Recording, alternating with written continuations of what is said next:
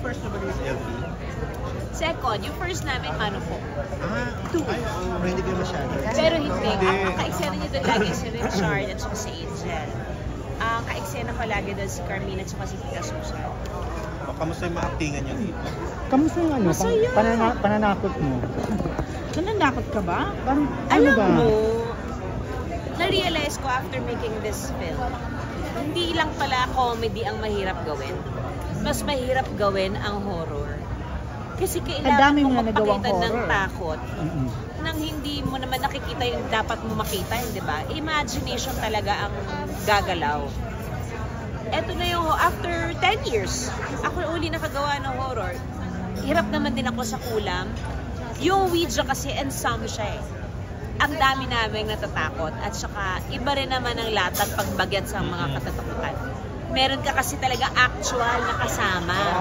Ito wala? Yung Ouija, ito talaga wala. Imagine mo lang. Imahinasyon. Pero, bago naman namin i-shoot yung eksena, sinasabi naman ni Direk kung anong mangyayari. So, bahala ka na kung paano mo buuin yung eksenang yun sa utak mo. Basta sinabi ko, eto yung nakikita mo ha. Eto yung mangyayari. Yes po. Ako, kung kinatatakutan sa buhay, well, bilang nanay, at least, ang takot ko lang naman is yung... May manligaw na si ano. Maliban doon. Basically, yung may maganap sa mga anak namin na wala ako sa paligid nila. Yun talaga, may mangyari sa mga anak namin o sa asawa ko na wala ako doon. Parang, yun yung nakakapanghinang isipin. Ayoko siyang isipin na pwede siyang mangyari. But kuminsan, hindi mo maiiwasan na may mga bagay na hindi mo alam na bigla na lang mangyayari tapos hindi ka ready. Yung ngayon, bawat araw nagpapasalamat ako. Literal yan, bawat araw na gumigising ako, nagdadasal ako, nagpapasalamat ako na nagising ako ulit, buo ang pamilya ko, magdadasal ako sa gabi, nagpapasalamat ako, nakauwi kaming lahat ng maayos, nakauwi si Johan ng maayos from school.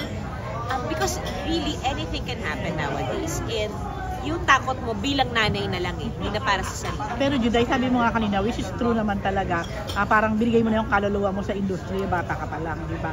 So, the time na naging mother ka, those years talaga, nakita din naman namin, binigay mo naman yung kaluluwa mo ngayon sa iyong mga anak, di ba? Talagang naglaylo ka in a way sa paggawa ng teleserye, movie, sa lahat ng to, pwede mong pagbabalikan mo, it's all worth it. Oo naman. Oo naman, without bathing an eyelash. Ano talaga, napakaswerte ko lang din na nung time na humingi ako ng time off, nirespeto ng maraming tao. Kasi hindi naman ako naging mahirap katrabaho eh. So yung naging request and dedication ko sa mga kumpanya, kumuha sa akin, sa bawat teleserye, sa bawat pelikula, sa bawat platforms, they respected my request probably because nga hindi naman ako naging mahirap na katrabaho. Kaya naintindihan nila na I just wanted to be with my family. Ngayon kasi din, mas madali nang tumanggap ng trabaho dahil malalaki na yung mga bata, nagigets na nila. Pero syempre, may talagang sagradong month na pagbakasyon nila. Hindi talaga ako tatanggap niyan. Kasi halos 2 buwan lang yung bakasyon, a month and a half lang yung bakasyon nila eh. So ibibigay ko talaga yung buwan na yun sa kanila. Hindi ako tumatanggap talaga ng trabaho because I want to save for them. Gusto kong kasama nila ako, yung aalas kami, kung kahit hindi dito lang. Kumbaga importante yun eh. Yung memories, hindi yan napapalitan ng kahit magkanong salapi. Kumusta naman yung work ninyo ni Lorna? Ay, ang saya namin sa set. Hindi ko naisip na si Nanay LT at saka si Tita Chada, mga bakla rin sa set. Ang lala, ang saya namin, kain kami ng kain, tawa kami ng tawa. Minsan sinisita lang nga kami ni Direk Chito na ang daldal nyo, makinig kayo. Kumbaga, it was a very, very happy set. Hindi talaga siya, pwede mong sabihin na, naku, my God, ayoko na gumawa ng ganitong klaseng ang stressful ng environment. Hindi, excited kaming pumasok sa trabaho kahit ang layo ng location namin. Kasi kami yung magkakasama. Nag-aalalayan kami, nagtatawanan kami. Kumbaga, masaya lang kasi walang diva. Marami ka na nagawang pelikulang mga nakakatawa. Pangatlo to. Yung una yung... Ouija and then Kulam. Tapos ito. So, hindi madalas, pero tumatatak. So I hope ito Espantaho, mas higitan pa. Saan ka mas nag-i-enjoy? Yung mga nakakatakot na pelikula o mga drama or comedy? Siyempre, pinaka-enjoy yung comedy. Mas challenging lang talaga ang horror. May love. Ang comedy kasi, pwede mo talagang laruin. Pwede ka mag-adlib, pwede mag-ganyan. Ang horror, challenging kasi mag-i-imagine ka ng nakakatakot. Ang drama, emotionally draining. Kasi, drama eh. Yung word alone na drama, naririnig mo pa lang na pagod na ako. Kasi nga, alam mong iyakan, alam mo na yung i-expect mo. But this film is a combination of both horror and drama. So, iba. Una mong co-production. Yes. Ito talaga? Yung Plunin, O yun. aksidente naman yung pagkaka-co-prod ko doon. Kinailangan ko lang maglabas kasi para ma-release yung trailer. Or else, hindi siya mailalabas. And then, pinangatawanan ko na siya. Tapos, huminto muna ako kasi nga, hindi ko talaga, nung edad na yun, hindi mo pa-gets ang latagan ng production. Tapos parang, feeling ko hindi rin ako ready. Hindi ko pinilit intindihin. So ngayon, parang feeling ko ngayon, it's just right na mag-explore naman kami ng ibang klaseng venture for us, di ba?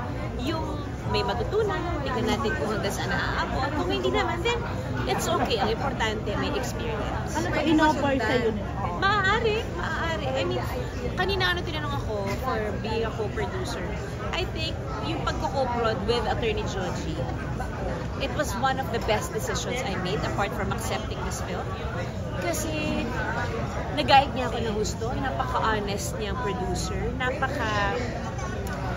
yung ang giving niya, yung hindi siya madamot sa natutunan niya. And feeling ko iyon yung susi para maintindihan mo paano ba ang kalakaran sa industriya to. Kailangan may pusong bato ka, pero dapat caring ka din sa mga crew mo, sa staff mo.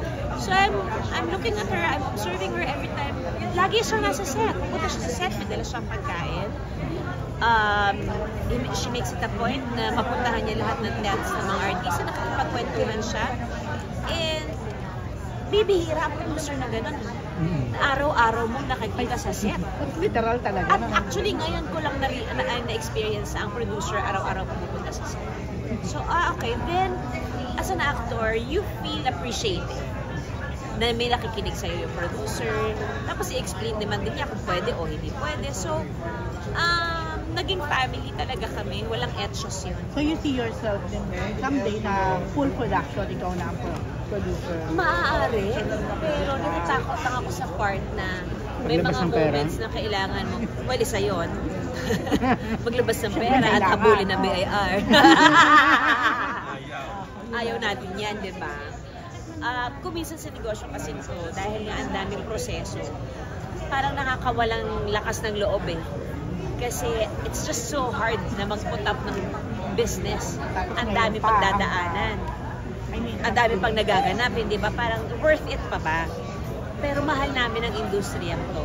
If only to produce films para lang mabigyan ng trabaho ang maraming taong nawalan ng trabaho dito mga nakaraang taon. Bakit hindi? Susugalan mo lang talaga at paniniwalaan mo kung ano yung material. At sasabayan mo talaga ng maraming dasal.